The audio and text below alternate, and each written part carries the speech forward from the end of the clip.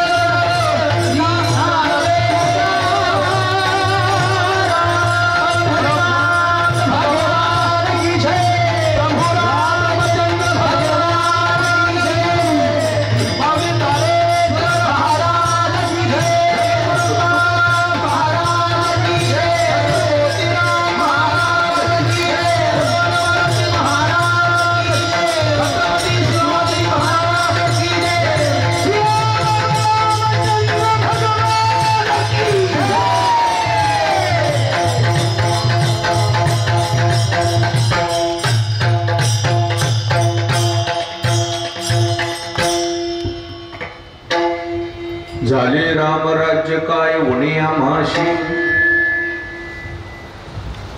धरणी धरी पीक गाये ओळल्या म्हैसी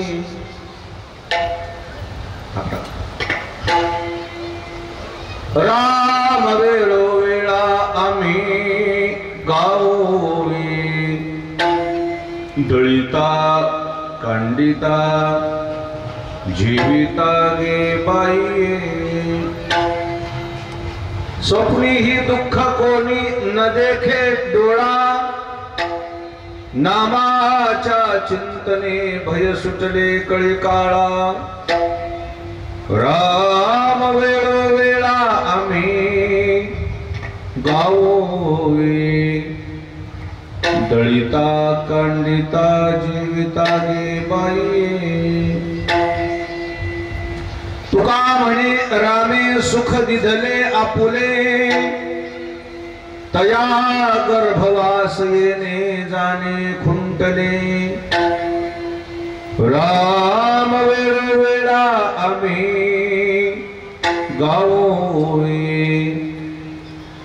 दळिता कांडिता जीविता गे बाई विठाला विठाला विठाला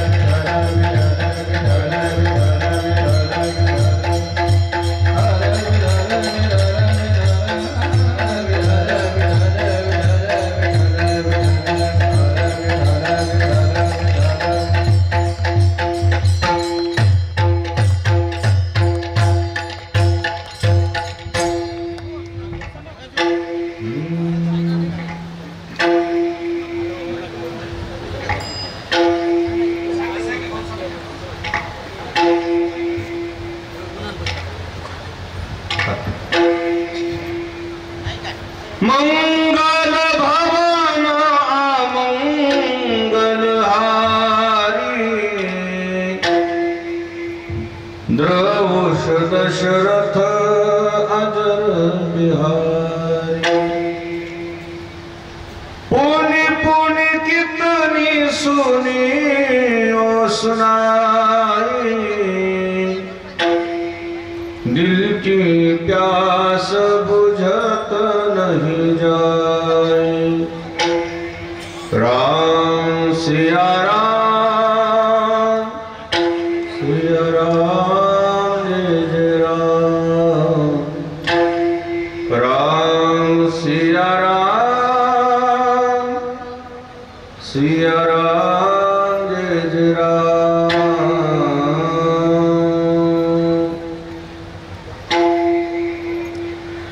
ग्रामदेवत मारुती यांच्या समोर भावार्थ रामायण ग्रंथ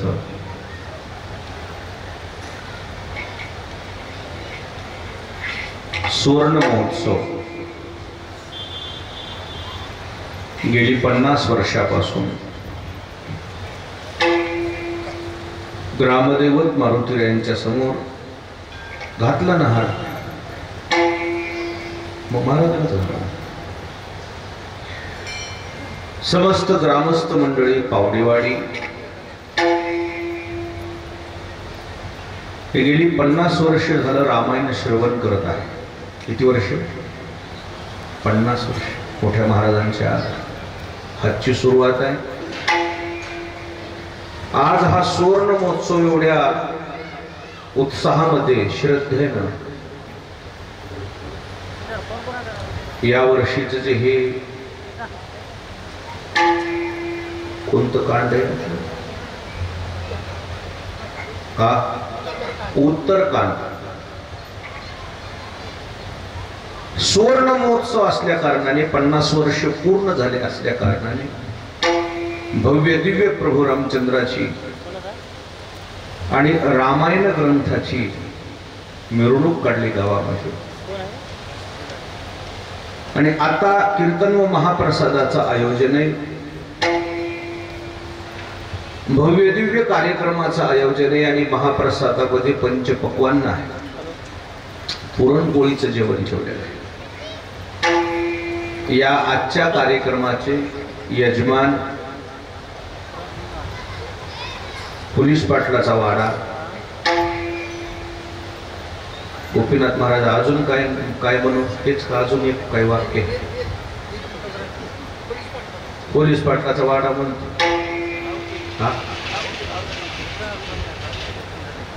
एकच आहे. या सर्व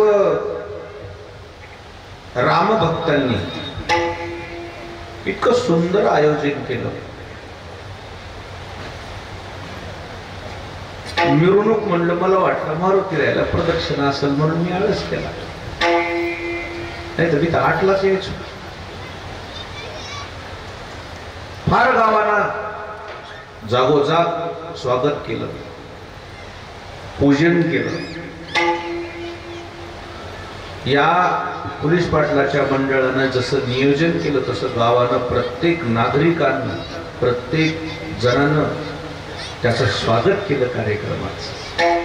टाळे वाजून गावाचं आणि पोलीस पाटील मंडळाचं स्वागत करणं आवश्यक आहे. एकमेका असाही हे करू, नावघा धरू सुपत, असं नियोजन आहे. मी मनापासून माझ्या गुरु परंपरेच्या वतीनं, माझ्या वतीनं या कार्यक्रमाचे आयोजक आणि समस्त ग्रामस्थ मंडळीला मनापासून धन्यवाद देतो. विठाला विठाला.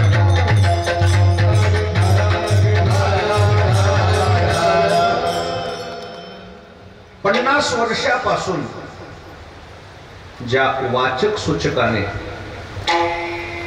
ऊन, वारा, पाऊस कशाची तमा न बाळगता ग्रंथाचं वाचन करणं ही काही साधी गोष्ट नाही. त्यांच्या करता, वाचक सूचकाकरता एकदा टाळ्या वाजवा. 7 कांड आहेत. 7 कांडामध्ये 7 वाडे म्हणा, 7 मंडळ म्हणा किंवा 7 यजमान म्हणा, प्रत्येकाला आपापल्या परीने सेवा रुजू आहे, सुरू आहे. आता ते 7 जणांची नावं लिहून दिली असती तर मी कीर्तनाच्या शेवटी त्याचाही उल्लेख करतो. नावं लिहून द्या गोपीनाथ महाराज, आणि मी शेवटला ते 7 कांड कोणी कोणी चालवले त्यांचाही उल्लेख करतो आणि त्यांनाही आशीर्वाद. विठाला विठाला विठाला.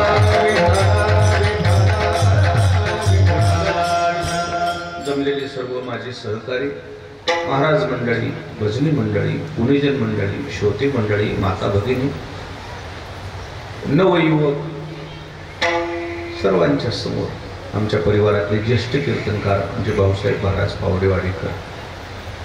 चालतं फिरतं रामायणच येते. एवढे वय झाले तरीही ऊन, वारा, पाऊस कशांची तमा न बाळगता ते परिसरातलं रामायण आणि परिसरातली जर शक्ती आली, निमंत्रण आलं, ती कोणत्याही वेळेला कशाही अवस्थेमध्ये जायची तयारी आहे. सेवा वृत्ती आहे. आणि म्हणून या ठिकाणी आज हा कार्यक्रम आयोजित केलाय. सेवेकरता घेतलेला अभंग जगद्गुरु तुकोबारायांचा आहे. सद्गुरु मोतीराम महाराजांच्या मोठ्या महाराजांच्या आशीर्वादाने सर्वजण मिळून सेवा करू. विठाला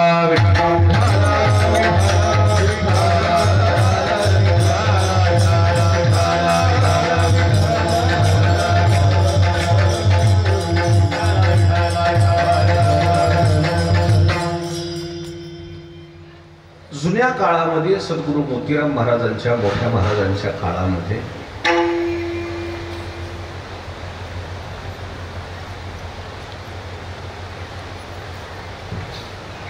रामायण ग्रंथ गावोगाव चालू केला त्यांनी. परमार्थाचा अभाव होता. आता जसं परमार्थाला वातावरण आहे तसं वातावरण नव्हतं. सुविधा नव्हत्या. स्पीकर नाही, वाचक सूचकाची कमतरता, शिक्षणाचा अभाव, अशिक्षित माणसं होते. मग त्यांना भक्तीचं मार्गदर्शन करण्याकरता, भक्तीचा प्रचार प्रसार करण्याकरता हे माध्यम निवडलं. भावार्थ रामायण. काय गोड आहे रामायण, काय सांगतो.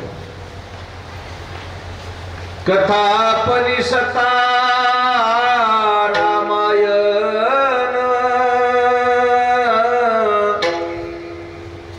पूर्वज उद्धरती जान.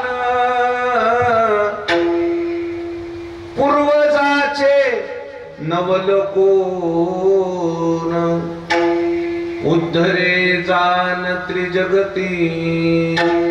नाथ महाराजांनी रामायणाचं रहस्य उलगडले. भावार्थ रामायण ग्रंथ जर श्रवण केला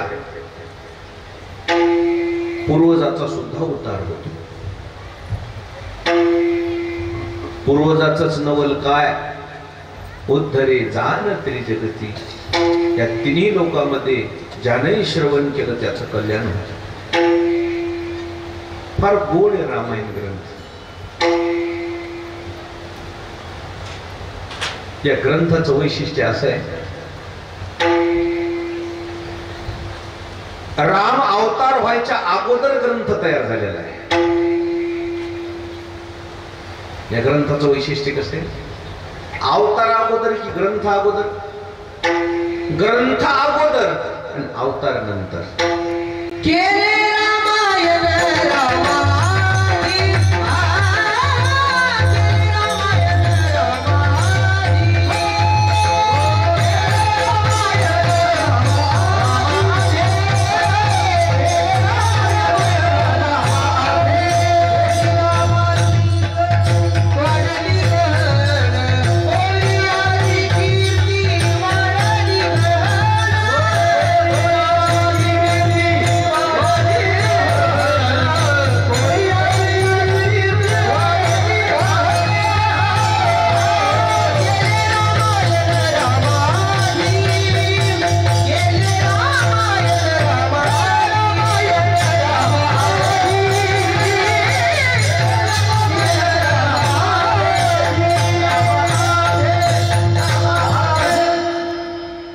कोळियाची कीर्ती वाढली गहन केले रामायण रामाधी. वाल्मिक ऋषीचं वर्णन आहे. वाल्मिक ऋषीचं पूर्वजीवन जे आहे अज्ञान वशामध्ये चौर्य कर्म करण्यामध्ये गेले. अज्ञात वशामध्ये तुमचं जीवन पूर्वजीवन कसं होतं याला महत्व नाही, तुम्ही स्वतः दुरुस्ती कशी करून घेतली याला महत्व आहे.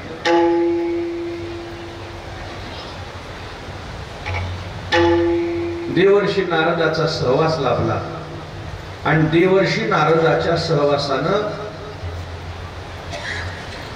वाल्मिक ऋषीचं जीवन बदललं.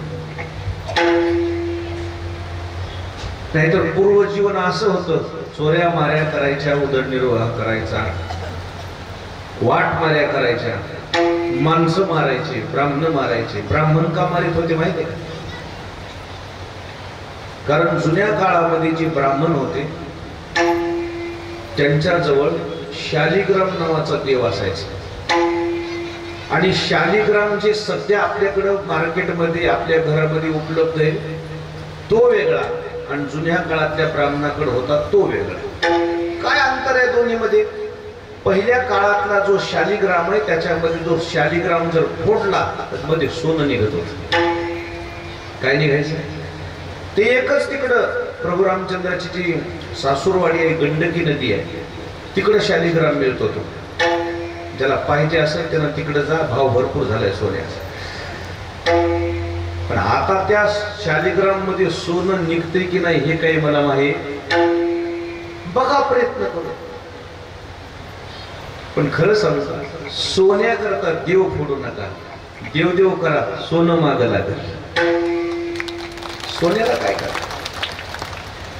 पण हे जुन्या काळातले जे ब्रह्मवृंद होते त्यांच्याजवळ जो शालिग्राम होता त्याच्यामध्ये आत सोनं असायचं. तो शालिग्राम फोडला सोनं मिळायचं.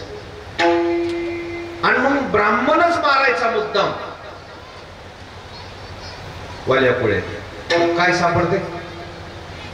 शालिग्राम. त्याच्यातून काय सापडते? सोनं. सोनं चोरायचं आणि घर ढकवायचं, उदरनिर्वाह करायचा. ब्राह्मण मारण्याचं रहस्य हे आहे. एक ब्राह्मण मारायचा आणि एक खडा रांजणामध्ये टाकायचा. असे किती रांजण भरले होते? 7 भरले होते म्हणून सांगणारे काय म्हणतात? 7. एक कीर्तनकार असे सांगू लागले 7 रांजण भरले होते. मोठे महाराज म्हणले तू होता का तवा? आणि 7चा कुठं घेऊन बसला? ब्रह्म हत्याराची पातके अपार वाल्मिक किंकर वंद केला, वाल्मिक किंकर वंद केला.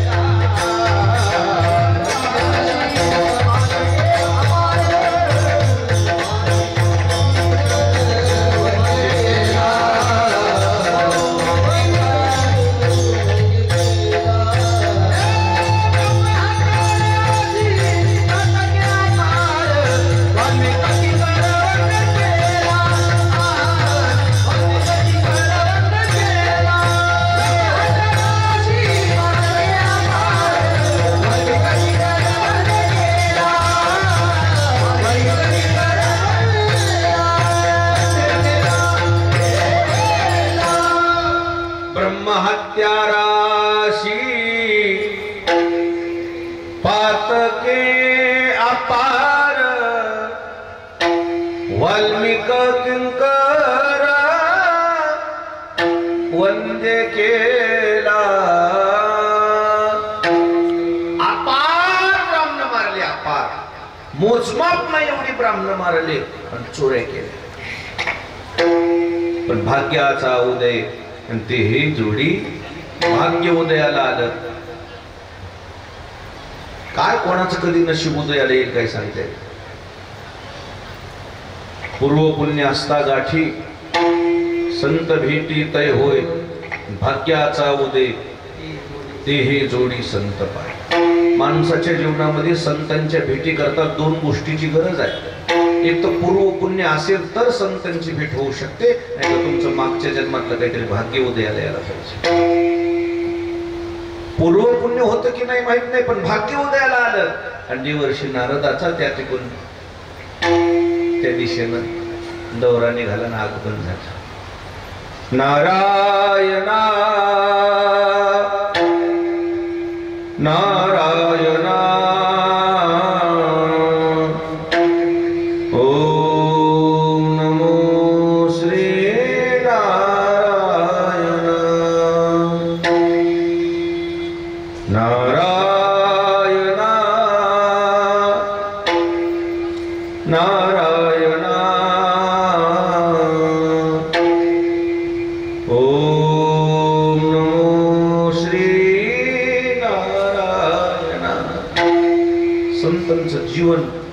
संतांचं दर्शन माणसाचं जीवन बदलून टाकते. माझ्या मनी मानसी नव्हतं की मी या परंपरेत येईल, मला सेवा करायला मिळेल, रथात मिरवणूक निघल, घोड्यावर बसायला भेटल. मनी मानसी नव्हतं. माझं पुण्य होतं की नाही मला माहित नाही, पण माझं भाग्य उदयाला आलं असेल. मला या परंपरेमध्ये यायला मिळालं, मला या परंपरेमध्ये मोठ्या महाराजाचं दर्शन झालं, म्हणून मी इथं आज या ठिकाणी आहे. हे भाग्याशिवाय गोष्टी होतच नाही. भाग्य उदयाला आलं आणि देवर्षी नारदाचं दर्शन झालं.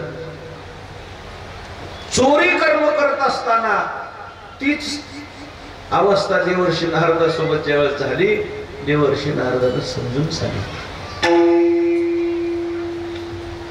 एवढ्या चोऱ्या माऱ्या करून तुम्ही काय करता?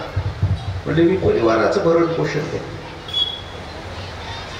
परिवाराचं भरण पोषण करण्याकरता चोऱ्या माऱ्या करायची काय गरज आहे? नेक मार्गाने कष्टाने माणसं परिवाराचं पोट भरू शकतात, भरण पोषण करू शकतात.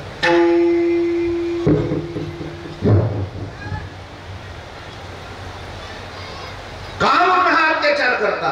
का म्हणून हा आतताईपणा करता? का माणसं मारता? पहिल्यांदा कोणीतरी असं भेटलं होतं देवर्षी नारदासारखं वाल्या कोळ्याला, एवढ्या सामर्थ्य शब्दानं बोलणार. हळूहळू हळूहळू हळूहळू लक्षात येऊ लागल्या सगळ्या गोष्टी. मी परिवाराकरता करतो. अरे परिवाराकरता करता खरं तुम्ही, पण परिवार तुमचा पापात भागीदार होईल का? खाण्याकरता परिवार भागीदार होतो, पापात बी वाटणी घ्यावा ना. संपत्तीची वाटणी करतात पोरं, वारी वाटून घ्यावं ना. एकानं आषाढी वाटून घ्यावं, एकानं कार्तिकी वाटून घ्यावं. नाही ना म्हणला ती वारी फारी, आम्हाला काय घ्या? अरे परिवाराची तुम्ही संपत्ती खाता ना, मग पंक्ती वाटून घ्या ना. एखाद्यानं एखादी द्वादश असेल घरात तर ती चालवावी, हे रामायणाचं कांड चालवावं. पण सप्ताहातली पंगत असेल तर पंगत एकानं चालवावी. म्हणजे परमार्थ घ्यायचा नाही आणि संसार मात्र सगळं आपल्यालाच असावा. ज्यावेळेस देवर्षी नारदानं वाल्या कोळ्याला समजून सांगितलं, खरंय म्हणजे तुमचं, म्हणजे आता काय विचार आहे? जा घरी जाऊन चौकशी करा. पण यांच्यातलं ते अजून पुरुषपणा मेला नव्हता ना. कुऱ्हाड हातात घेऊन आले, म्हणजे बरी तुम्ही शक्कल दडवी. मी घरी विचारला जातो, तुम्ही जा पळून. देवर्षी नारद म्हणजे मी पळून जायला आलोच नाही, मला बांधून टाकलं. आणि खरंच बांधलं आणि घरी जाऊन चौकशी केली. घरचे कोण पापात हिस्सा घेणार आहेत?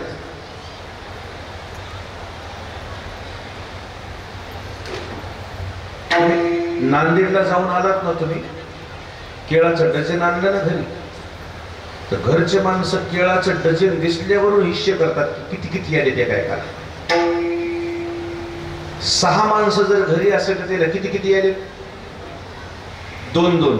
आणि ज्यांना आणलंय ते त्याला धरीत नाही. 7 माणसं, आणणारा कितवा? 7वा. जे घरी असतात ती 6, त्यांनी किती किती घेतले? 2-2. याला किती राहिले? ह्यांचं काय म्हणणं आहे माहिती आहे? तिथंच खाल्ली असते. कुठं? बाजारात. ते त्याला धरतच नाही त्याच्यामध्ये. आणि ह्याला वाटतंय तिथं कसं खावं, बरं दिसते का, घरी गेल्यावर खावा सगळ्या सोबत. अरे घरच्यानं तुला ठेवली होती. महाराज घरची माणसं पाप घ्यायला तयार नव्हते. आणि मग मात्र देवर्षी नारदाची आठवण झाली आणि वाल्या कोळी आणवानी पायानं देवर्षी नारदाकडे धावला. आणि देवर्षी नारद दिसले, ते बांधलेलं ती सगळं सोडलं. सोडल्यावर त्यांच्या मुखातले शब्द येतो, मज नाही कोणी, मज नाही कोणी, मज नाही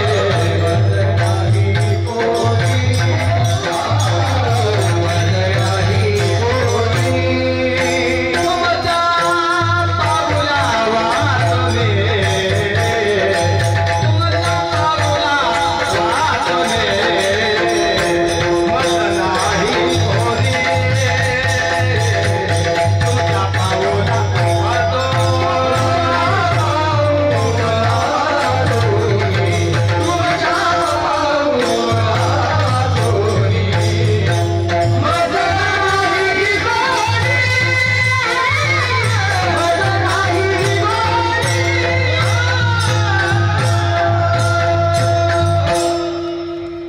नाही कोणी, तुमच्या पाऊला वाचोनी. साष्टांग दंडवत घातला देवर्षी नारदाच्या चरणावर आणि तिथून पुढे देवर्षी नारदानं मार्गदर्शन केलं. चोरी कर्म करणाऱ्याला रामभजनाची गोडी लागली. राम राम राम राम राम राम राम राम भजन 12 वर्ष केले. 12 वर्षाला एक तप होते. आता आपले 50 वर्ष झाले. किती तप झाले? 4 तप होऊन गेले. किती वर्षे? 2 वर्ष. 12 वर्ष नामस्मरण घेतलं तर वाल्या पोळ्याचे काय झाले? वाल्मिक ऋषी झाले. आपले 4 तप झाले. आपलं तप वाया जाईल? आपला परमार्थ वाया जाईल का? याची नोंद झाली असेल की नाही? रामायण बऱ्याच गावांना सुरू झाले बंद झाले. कोरोनामध्ये सुद्धा रामायण बंद नाही पावडेवाडीच. आणि कोरोनामध्ये सुद्धा भंडारा बंद नाही, सुरूच. परमार्थ सुरुवात करायला काही नाही, पण परमार्थ टिकला पाहिजे. काही लोक परमार्थ करतात पण टिकवीत नाही. अखंड टिकला पाहिजे. चोरी कर्म करणाऱ्याला बोध झाला आणि 12 वर्ष भजन केलं. हरे राम राम राम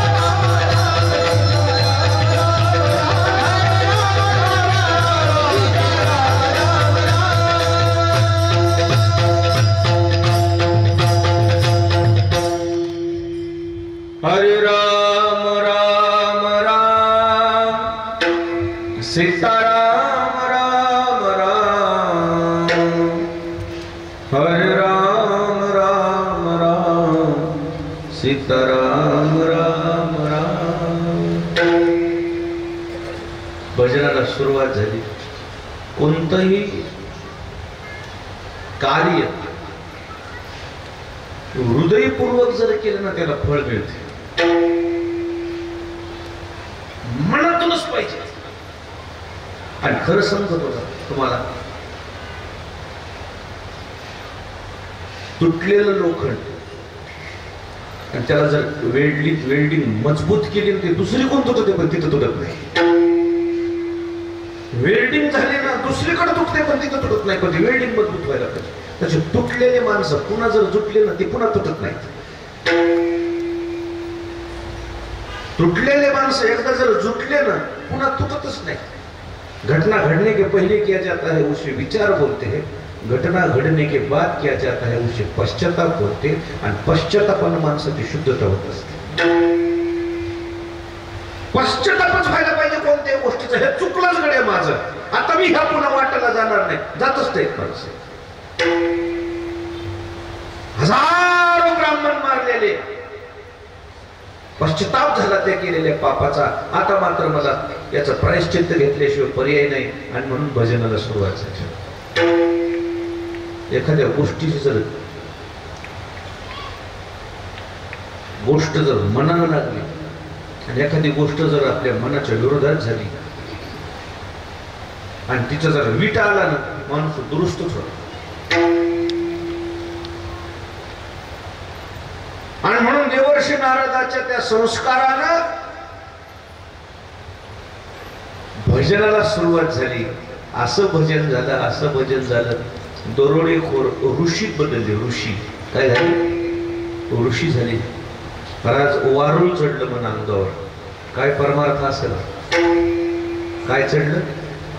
टेक चढला. टेक काय चढलं? वारुळ चढलं. सत्ययुगातली घटना आहे. 1,00,000 वर्ष आयुष्य होतं माणसाला. किती वर्ष? 1,00,000 वर्ष आयुष्य होतं. त्रेतायुगामध्ये 10,000 वर्ष आयुष्य होतं.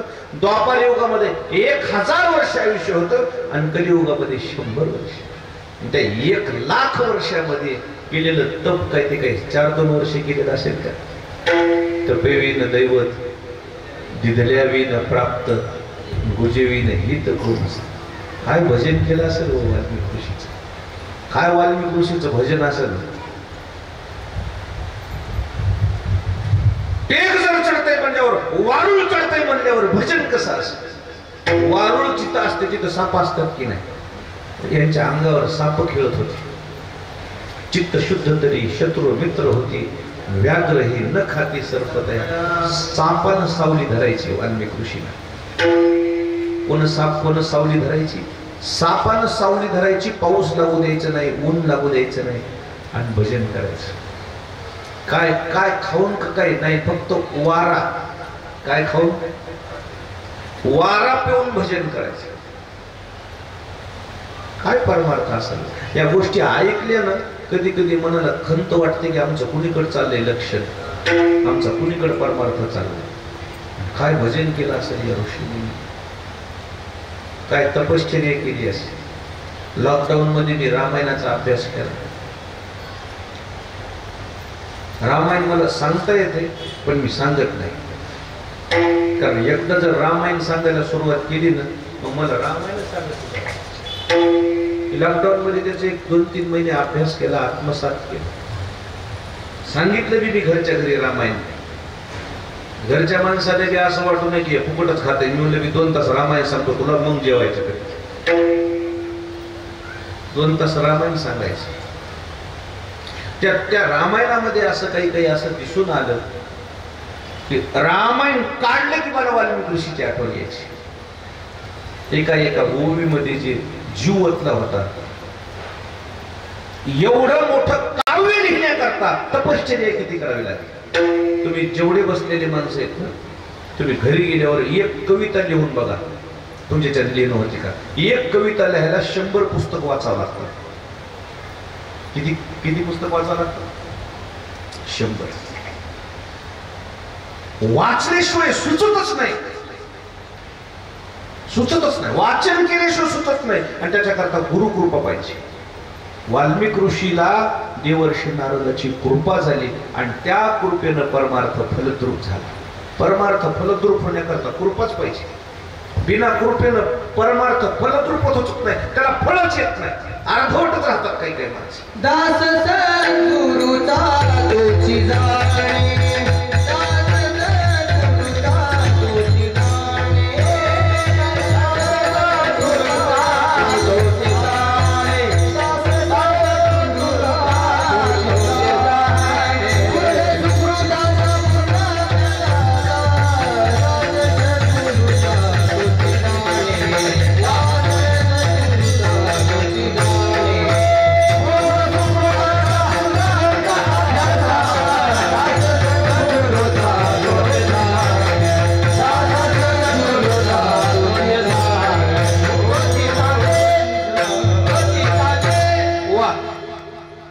सुकृताचा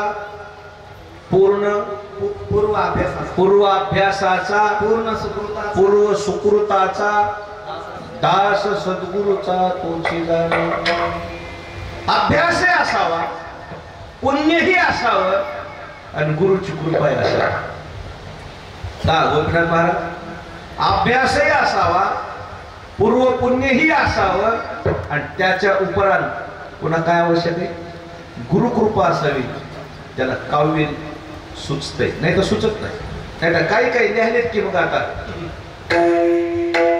दुसरं त्याचं कोणी लिहिलं मग त्याचं आत्मचरित्रच लिहायला सुरुवात केली. आता काही लोक आहेत मग ते आत्मचरित्र काय र ला र ट ला ट काय बी 1995 सालात हीर पारडी शेतात पाणी लागले बहुत ते आईला. या बघा एक जणांनी लिहिलंय 1995 सालात हीर पाडली शेतात पाणी लागलं बहुत ते तात्या लिहितील असत. काव्य म्हणजे काव्य एका शब्दावर पीएचडी करणारे लोक आहेत आमच्याकडे. एका शब्दावर ज्या ग्रंथातल्या पीएचडीचा प्रबंध लिहिणं होते त्याच्यातली ताकद कशी असेल. 1 वर्षात नाईलाजानं रामायण संपवावं लागतंय. एका वर्षात खरंच रामायण संपते का सांगा बरं. खरंच संपते का. बरेचसे अध्याय वाचून घ्यावे लागतात. शक्ती जर सांगायची म्हणजे शक्ती रात्र कशीच पुरत नाही. पुरती का शक्तीला अर्धे तास वाचूनच घ्यावं लागतं. शक्तीला रात्र पुरत नाही. आता तिकडे डोंगरामध्ये दिवसा शक्ती राहते दिवसही पुरत नाही रात्रही पुरत नाही. शक्तीचा एक ओवी एक रात्र जाईल.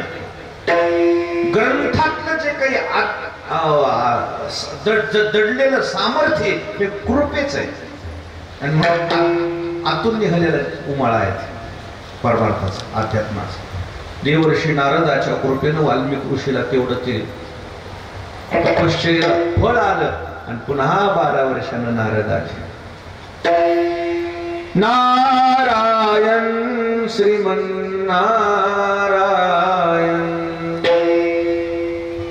नारायण श्रीमन्नारायण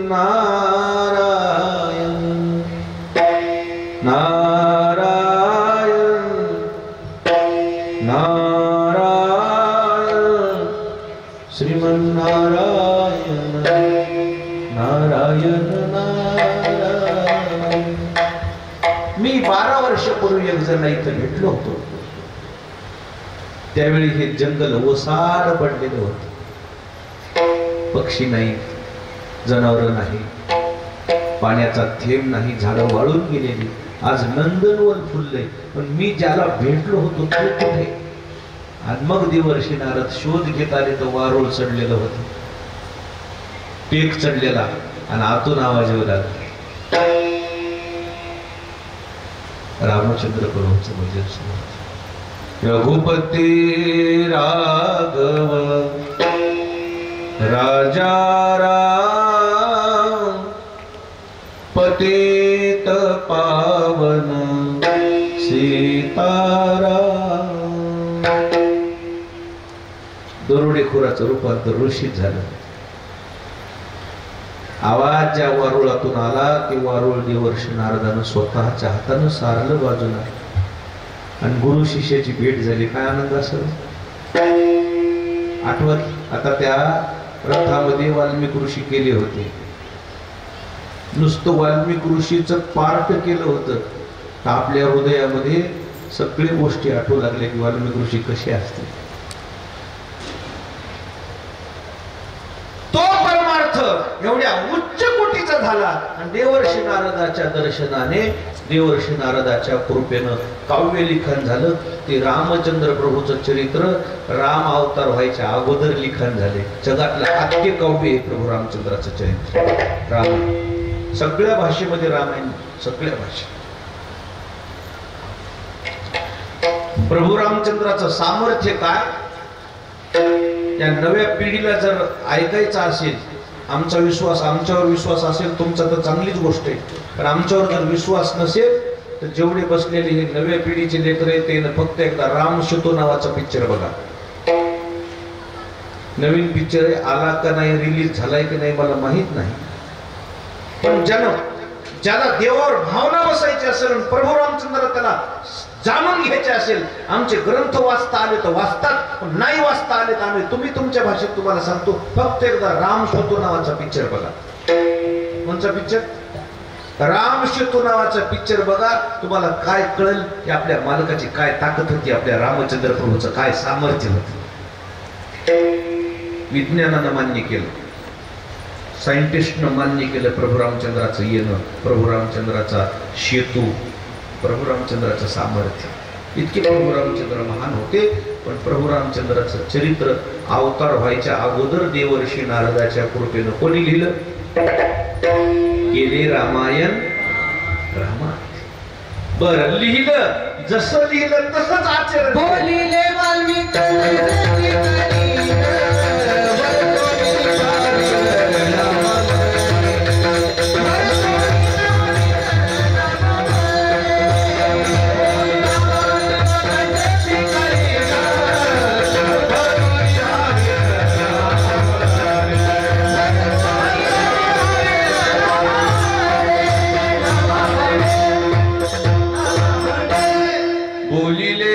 वाल्मिक तैसेची करीन वर्तुनी दावीना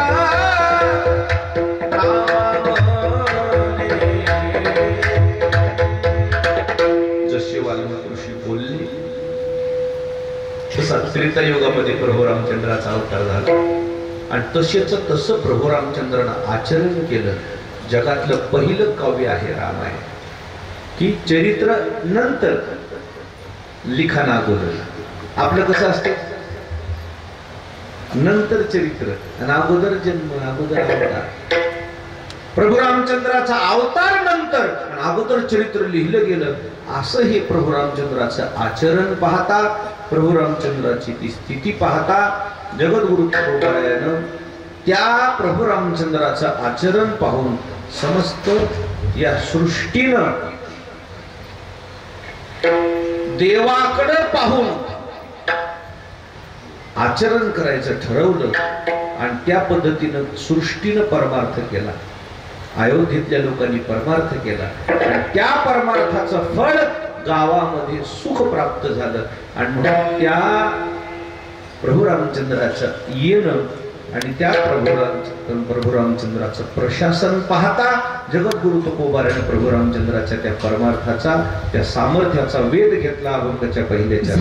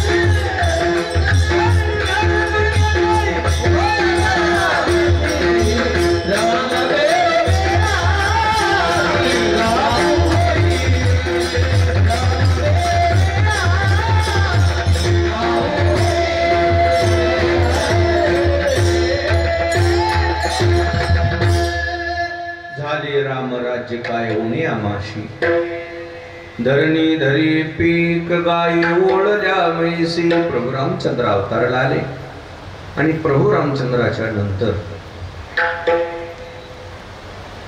अयोध्या आणि परिसरातल्या या सृष्टीतल्या सर्व रामभक्तांनी भगवंताचं चिंतन केलं, भजन केलं, स्मरण केलं. आणि त्या चिंतनानं, त्या भजनानं जीवनामध्ये कोणती उणीवच राहिली नाही, काय कमतरताच नाही. काय उणी आम्हाशी खरं सांगू का, तुमची नियत जर चांगली असेल तर तुम्हाला निसर्ग साथ देतो. तुमची नियत चांगली असेल तर हे माणसं सहकार्य करते, यात नवल नाही. कोण सहकार्य करते? निसर्ग सुद्धा सहकार्य करतो. धरणी धरी पीक, गायी ओळल्या म्हैसी, पृथ्वी माता प्रसन्न होते. ओला दुष्काळ नाही, कोरडा दुष्काळ नाही, नापीक नाही, काहीच उणीवच नाही. पण आचारसंहिता जितकी चांगली होती,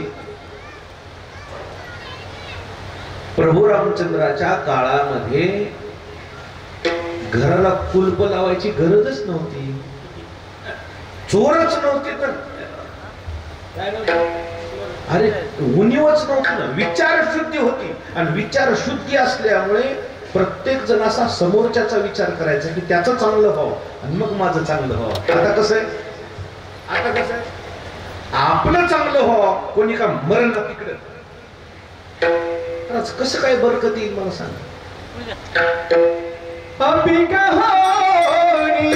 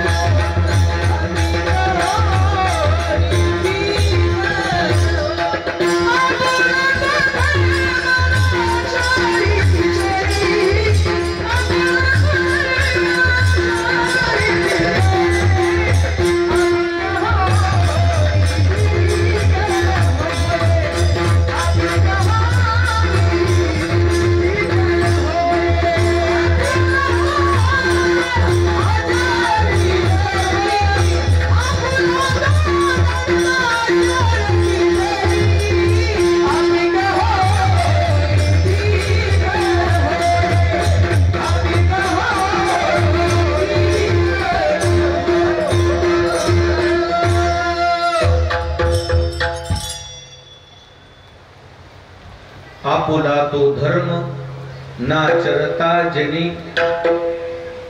असं आहे ना, तुम्ही जर चुकीचं वागत असाल, जमिनीने कसं पिकावं, मग ते पिकतच नव्हतं, नुकसान व्हायचं. पण प्रभू रामचंद्राच्या काळात कसं निसर्गाची साथ होती. आचारसंहितेवर प्रसन्नता अवलंबून आहे. आजही तुमची आचारसंहिता निर्मळ ठेवा, आजही तुमच्या जीवनामध्ये परिवर्तन होते.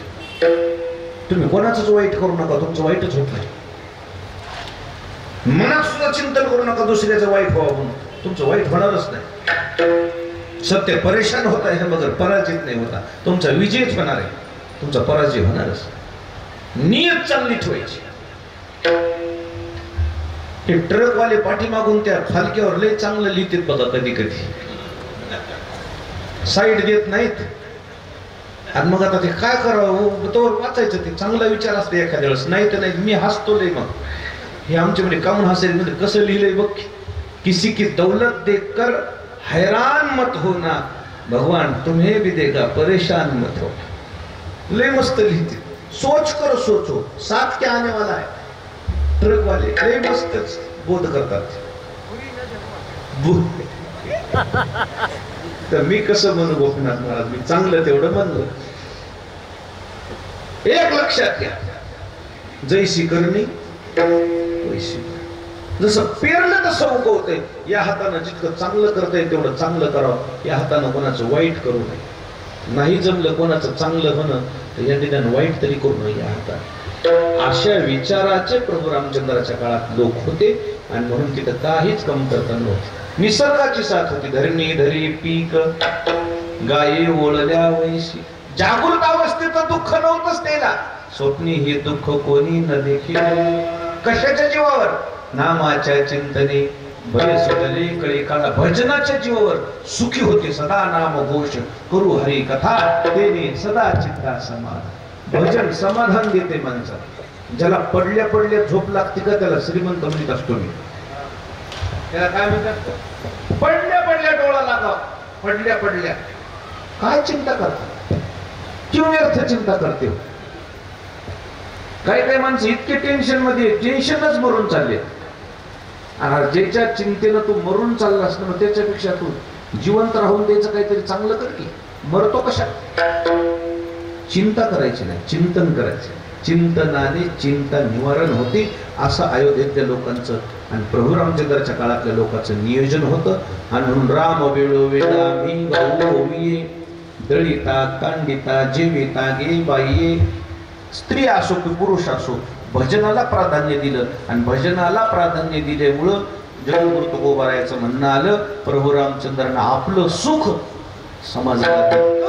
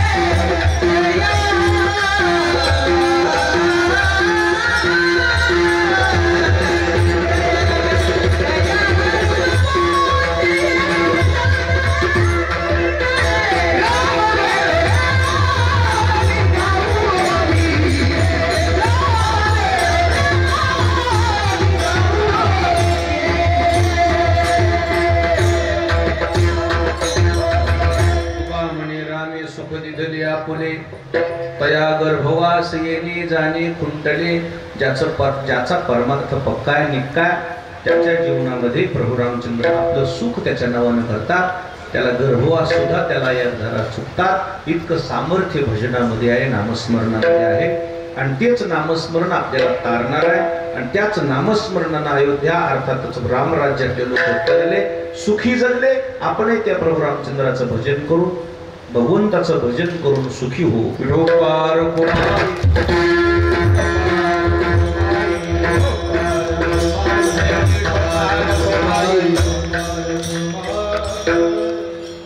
भावार्थ रामायण 50 वर्षापासून मोठ्या महाराजाच्या आशीर्वादाने सुरू आहे. गावानं तंतोतंत शब्द त्यांचे सांभाळले.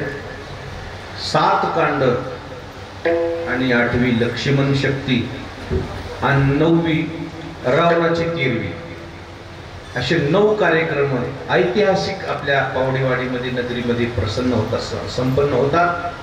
प्रभू रामचंद्राच्या या चरित्राचा हा भावार्थ रामायणाचा पहिला बाळकांडाचा